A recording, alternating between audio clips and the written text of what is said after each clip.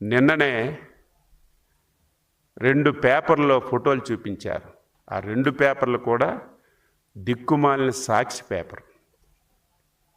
ముఖ్యమంత్రి గారి నియోజకవర్గంలో యూరియా ఇవ్వలేకపోతున్నారు, వ్యవసాయ శాఖ మంత్రి నియోజకవర్గంలో యూరియా ఇవ్వలేకపోతున్నారు, బావిలో పడి చనిపోవాలి.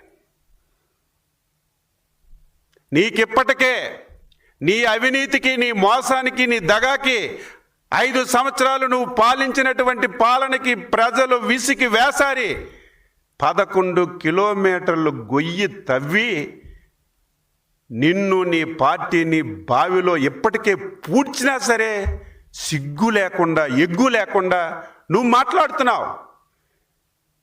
వేరే పేపర్లో చూపించి మాట్లాడితే ఒక అర్థం ఉంటుంది. నీ పాంప్లెట్లో నువ్వే తప్పుడు ఫోటోలు తీయించి, తప్పుడు సమాచారం రాసి ఈరోజు నువ్వు మాట్లాడుతుంటే నవ్వుకుంటున్నారు.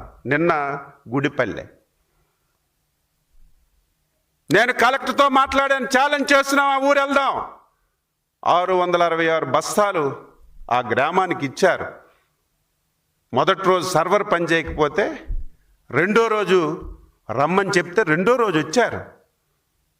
400 మంది వచ్చారు.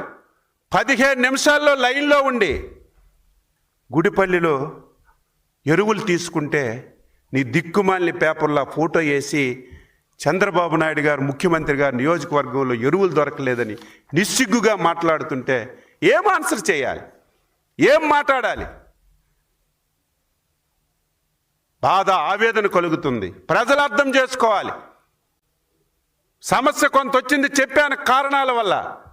ఈ సమస్యను అధిగమించడానికి అన్ని ప్రయత్నం ఇప్పుడు స్ట్రీమ్ లైన్ అయింది, ఎక్కడా ఇబ్బందులు లేవు. అయినా సరే ప్రతిరోజు పేపర్లో, టీవీల్లో ఇదే పని.